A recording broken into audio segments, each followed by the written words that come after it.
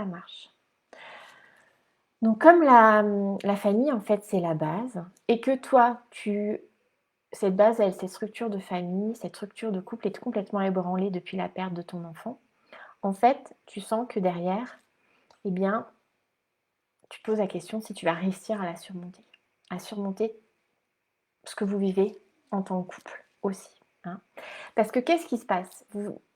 Chacun, l'un comme l'autre, vous êtes envahis par, la souffrance de la perte de votre bébé, hein. Et du coup, il y a cette relation qui s'est mise en place comme un comme si vous étiez plus connectés, parce que moi je sens souvent ce qui se passe, c'est qu'il y a 2 cœurs. Il y a ton cœur, le cœur de ton conjoint et tout autour en fait, il y a de la souffrance et donc il est difficile de toucher les cœurs puisque c'est la souffrance qui touche. Est-ce que ça te parle ça justement d'être en difficulté eh bien de ressentir, ces cœurs qui vont rentrer en relation parce que justement il y a toute la souffrance tout autour? N'hésite pas à mettre un commentaire, même en replay, je serais ravie, d'échanger avec toi sur ça, hein. Donc cette notion de, j'arrive pas à me connecter à mon conjoint parce que justement, on est trop dans la souffrance. Alors en plus, souvent, il y a un décalage entre la souffrance de l'un et la souffrance de l'autre.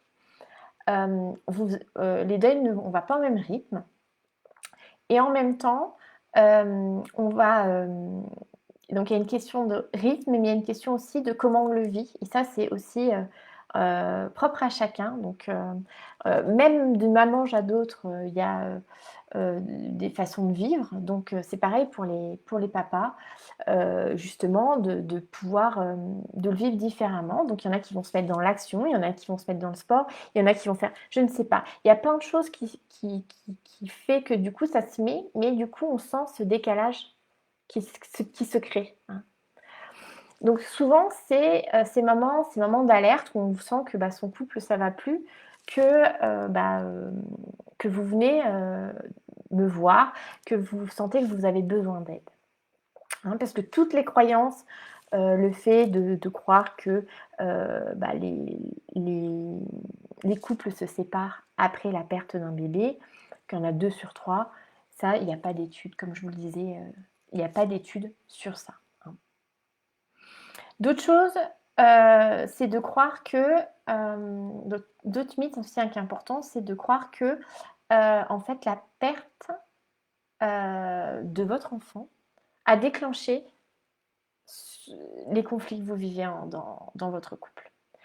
Souvent, ce qui se passe, c'est quand il y a déjà une mauvaise communication dans le couple, eh bien, ça va accentuer les difficultés quand on perd un enfant, hein. Mais ça peut être l'inverse, hein, ça peut se rapprocher, on peut se rapprocher. Il n'y a pas de vérité, il y a juste des choses que vous vivez et ce qui se passe dans votre couple.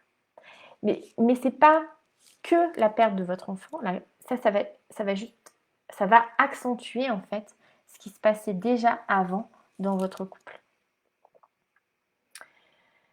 Et donc, quand on est confronté justement en même temps à une énorme souffrance, on va se mettre ces fameuses carapaces tout autour de soi. Et du coup, il y a une sorte de soutien qui se met en place. On va porter son deuil, mais on va également soutenir son ou sa partenaire. Et du coup, des fois, eh bien, en protégeant l'un l'autre, ce qui se passe, c'est qu'on ne va pas dire les choses, on ne va pas exprimer justement ce que tu ressens à l'intérieur. Tu vas pas, tu vas préférer te... Alors, je ne sais pas si ça te parle, mais souvent, on préfère ne rien dire pour pas blesser l'autre. Alors, ça peut être les hommes qui n'osent pas parler de leur enfant parce qu'ils savent que ils se disent: «Ah bah, si j'en parle, ça va réactiver tout ça et tout, j'ai pas envie de ça». Et en même temps, ça peut être ça peut être les femmes qui, au contraire, ne veulent pas en parler et du coup, ça provoque énormément d'incompréhension. Il y a des reproches qui se mettent en marche, il y a même souvent des malentendus qui se créent à ce moment-là, hein. Donc en fait, comme il y a deux cœurs enveloppés de souffrance et vous n'arrivez plus à vous mettre en contact. Et donc moi, c'est ça que je vais vous parler aujourd'hui, c'est de recréer ce contact ce contact que vous avez déjà, qui s'est effilé. Je le vois comme un moyen, un moment de... Un peu, il y a un lien qui est créé, mais c'est un peu effiloché. Et donc là, ce qui est important, c'est de le reconstruire, on va le rebâtir. Donc, en fait, pour ça, on va parler de ce qui est presque fondamental quand on est en couple. Donc la première loi, donc fondamentale pour moi, justement pour construire un couple heureux, c'est de se connaître. Est-ce que vous connaissez? Est-ce que vous savez le but dans la vie, par exemple, de votre conjoint? Et est-ce que lui sait dans votre vie ce que vous voulez? Est-ce que vous connaissez ses inquiétudes et est-ce que lui connaît vos inquiétudes? Est-ce que vous connaissez les détails de la vie de l'un de l'autre? Alors, ça peut être la vie professionnelle, ça peut être personnelle, j'englobe vraiment la vie en général. Souvent, il y a des choses qu'on va... Alors, je vous pose cette question parce que c'est important déjà de se rendre compte si avec l'autre, on se connaît. Alors, je ne sais pas si...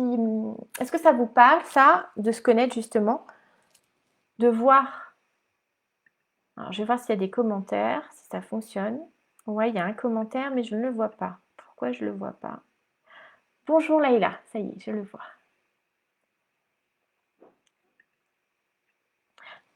Donc Laïla, n'hésite pas à me mettre justement ce que ça touche pour toi dans ton couple en ce moment.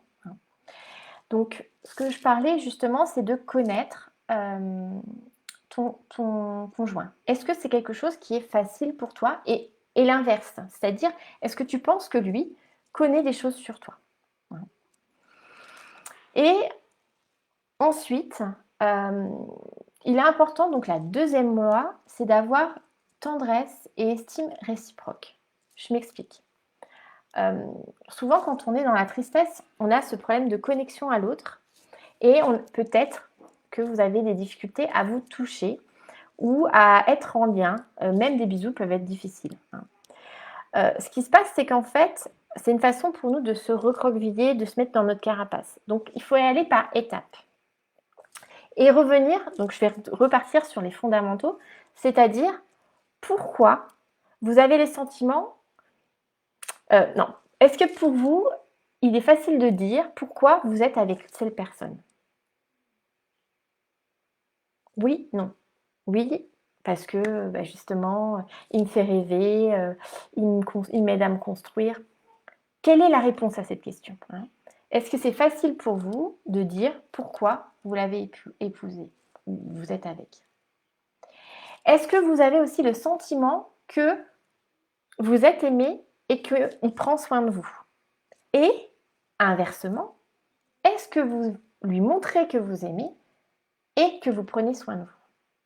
Donc tout ça, en fait, c'est hyper important, ces moments de tendresse. Alors, je ne parle pas de sexualité, là, ça c'est un thème que je vais parler sur un autre live, mais là, je parle vraiment de cette connexion au quotidien, donc de se connaître, donc loi numéro 1, d'échanger des moments de tendresse et d'estime, loi numéro 2. D'accord? Et puis, il y a donc ce moment où on va se tourner l'un vers l'autre. Donc ça, c'est quoi? C'est ces moments où vous allez remplir votre réservoir affectif. Alors moi, j'aime bien parler de ce réservoir affectif parce qu'en fait, quand on n'est pas bien, ce réservoir, il faut qu'il se remplisse. C'est comme, vous imaginez un grand réservoir. Et puis, à l'intérieur de ce réservoir, il est important de rentrer des actions qui vous apportent du bien-être, hein, donc qui vont vous faire remplir votre réservoir. Donc ça peut être une douche bien chaude, un café à regarder le paysage, ça peut être voilà, des petites choses de la vie qui va remplir votre réservoir. Et également remplir votre réservoir dans votre couple.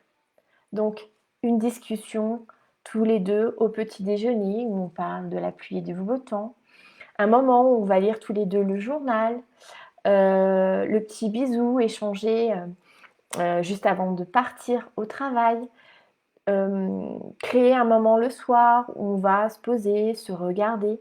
Donc tous ces moments où on va nourrir ce réservoir affectif pour conserver un regard positif justement dans notre couple. Et plus il va être rempli ce réservoir, plus quand justement vous avez une épreuve qui arrive dans votre vie, eh bien on a la marge en fait, on a la marge pour descendre et croire encore à votre couple. Donc ça, c'est quelque chose aussi à parler, hein, à communiquer. Alors souvent, on dit oui, mais mon mari ne le fait pas. Alors pourquoi moi je le ferai? Eh bien, faites ce qu'on voulait qu'on vous donne. C'est vraiment, en fait, soyez l'exemple. Et les choses se mettent en place. Moi, je vois avec mon mari, il y a toujours un décalage entre ce que moi je mets en place et ce que lui fait. Et c'est OK, ça prend du temps, ça prend 1 an, ça prend 2 ans, mais ça prend du temps. Mais en même temps, il avance à son rythme et moi j'avance au mien. Donc c'est tous ces petits gestes au quotidien qui vont remplir ce réservoir. Et puis donc la 4e loi, c'est de communiquer.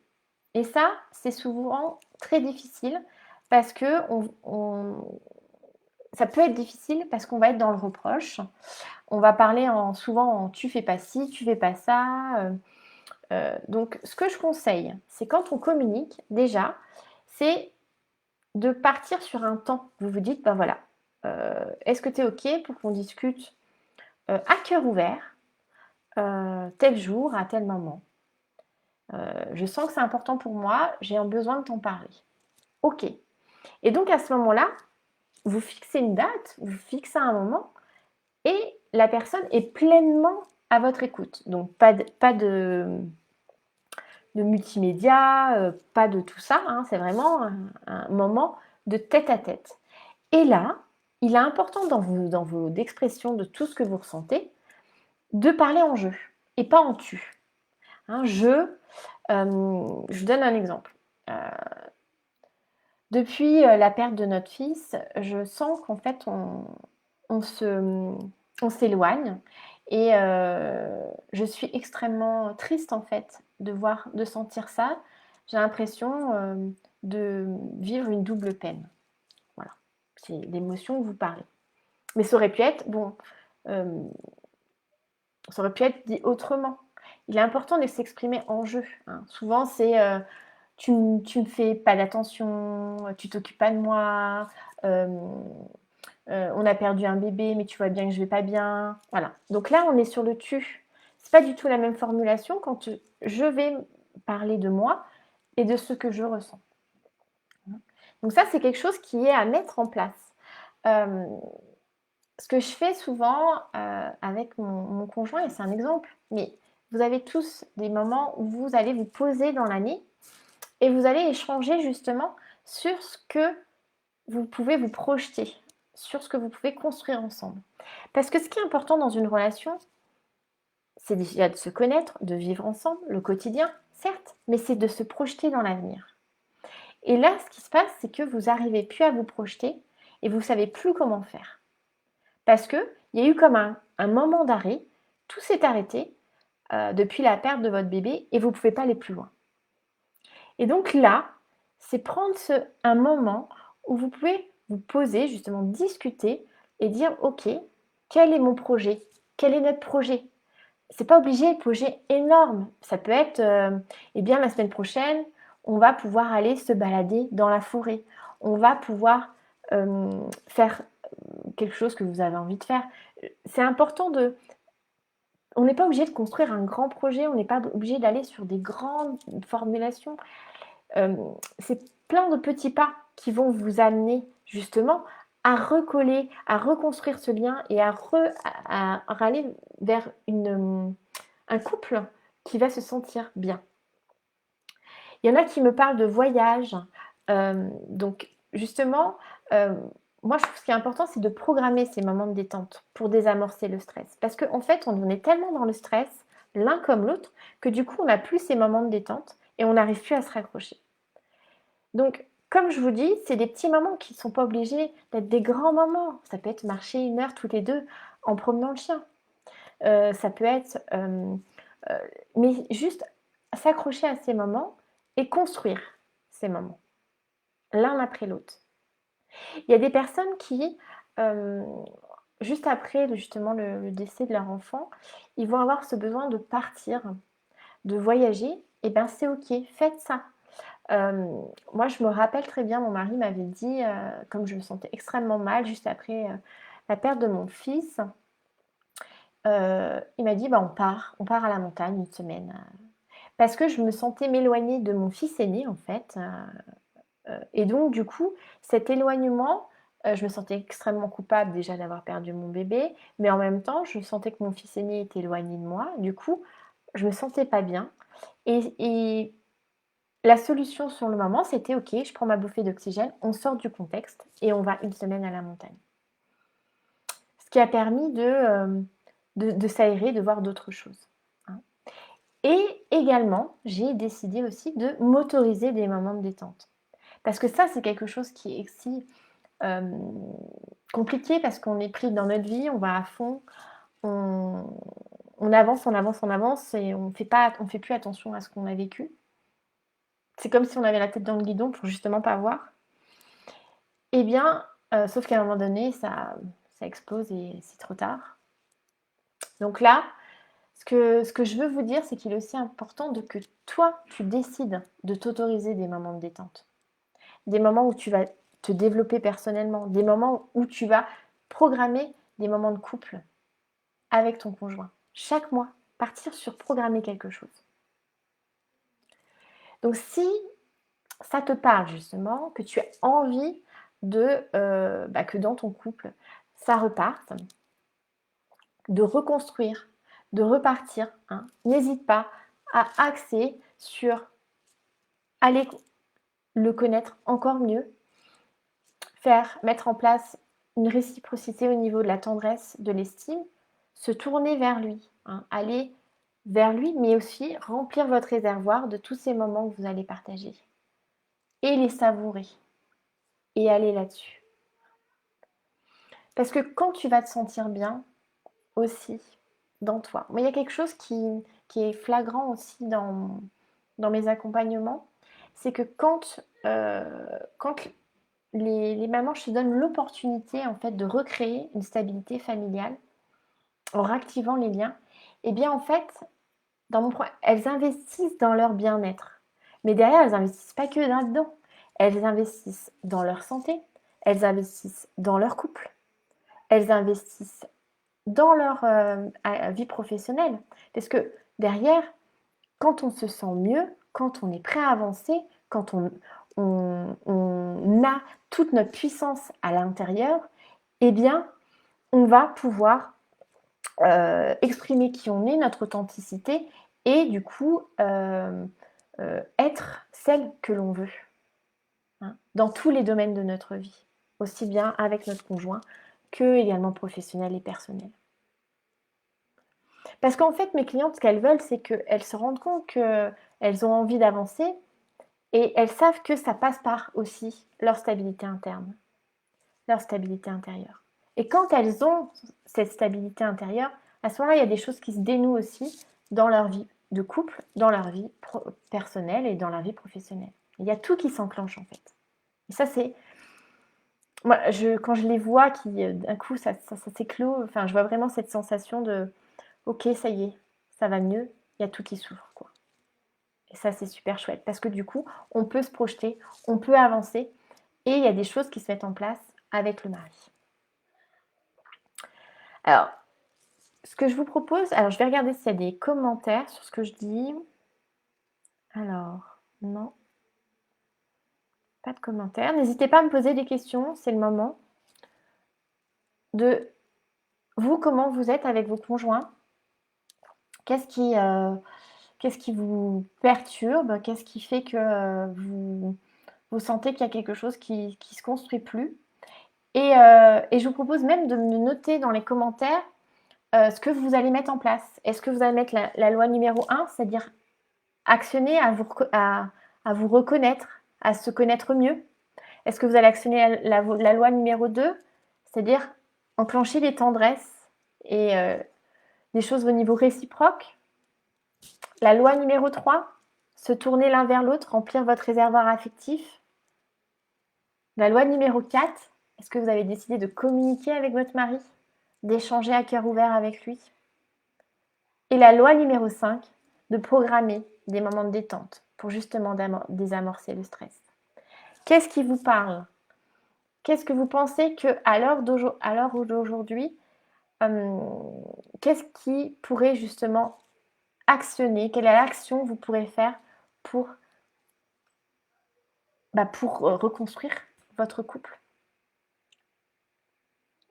Est-ce que ça vous parle? Alors n'hésitez pas, si vous regardez en replay, à me mettre justement en commentaire quelle loi vous parle le mieux, hein.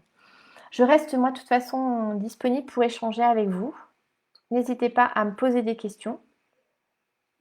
C'est avec plaisir que j'y répondrai. Voilà, je vous dis à très bientôt. Je vous souhaite une bonne journée.